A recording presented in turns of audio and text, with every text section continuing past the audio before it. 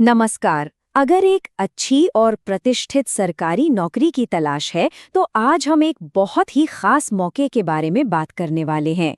जी हाँ, हम बात कर रहे हैं इलाहाबाद हाईकोर्ट में निकली एक बड़ी भर्ती की। क्या कभी ऐसा सोचा है कि न्यायपालिका का हिस्सा बनकर एक सम्मानजनक पद पर काम किया जाए? अगर हाँ, तो फिर आज की ये जानकारी बहुत काम की होने वाली है, क्योंकि ये मौका हाथ से जाने देने वाला बिल्कुल नहीं है।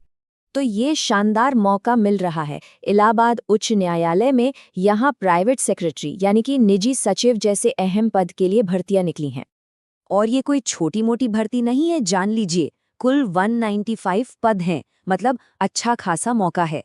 तो चलिए अब आगे बढ़ते हैं और जानते हैं कि इस मौके का फायदा उठाने के लिए क्या-क्या चीजें जरूरी हैं। तो सबसे बड़ा सवाल यही आता है कि भाई कौन कौन इस पद के लिए आवेदन कर सकता है। आइए सबसे पहले ये समझते हैं कि इसके लिए जरूरी योग्यताएं क्या-क्या हैं। देखिए, किसी भी सरकारी नौकरी की तरह यहाँ भी सबसे पहला जो फिल्टर होता है वो है उम्र का। तो चलिए देखते हैं कि आयु सीमा क्या रखी गई है। तो उम्र होनी चाहिए 21 से 35 साल के बीच। अगर कोई इस आयु वर्ग में आता है तो वो पहली शर्त तो पूरी करता है। लेकिन एक बात पर जरूर ध्यान देना है, उम्र की गणना 1 जुलाई 2026 के हिसाब से की जाएगी। अच्छा, अब बात करते हैं पढ़ाई लिखाई और स्किल्स की। इस पद के लिए देखिए 3 चीज़ें बहुत ज़रूरी हैं। पहली, किसी भी विषय में ग्रेजुएशन की डिग्री होनी चाहिए। दूसरी, टाइपिंग में अच्छी स्पीड होनी चाहिए। और तीसरी, स्टेनोग्राफी यानी कि शॉर्ट हैंड, उसका हुनर आना चाहिए, जो कि कोर्ट के काम के लिए आप जानते ही हैं बहुत ही ज़रूरी होता है।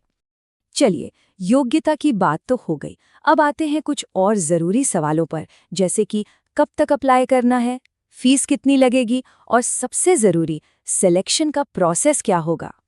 ये जो तारीखें हैं, इन्हें तो कैलेंडर में अभी से मार्क कर लेना चाहिए। फॉर्म भरने की प्रक्रिया 12 मार्च 2026 से शुरू हो जाएगी और 1 अप्रैल 2026 तक का ही समय मिलेगा। अब बात कर लेते हैं एप्लीकेशन फीस की।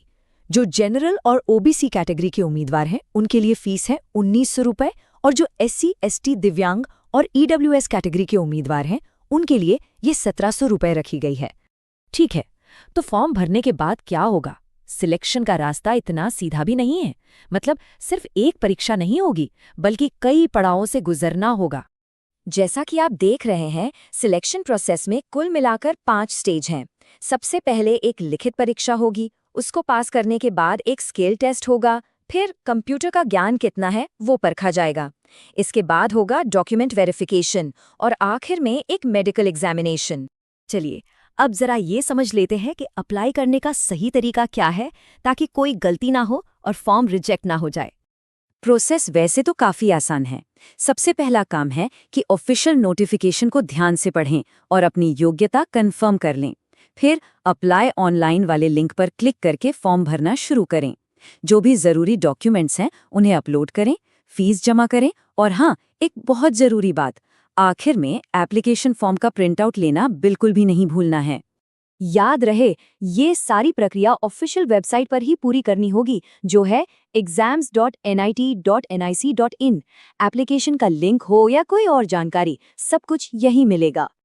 तो सारी जरूरी जानकारी अब हमारे सामने है। ये सच में एक शानदार मौका है न्यायपालिका में अपना करियर शुरू करने का। अब सवाल सिर्फ एक ही बचता है, क्या इस चुनौती के लिए तैयारी शुरू की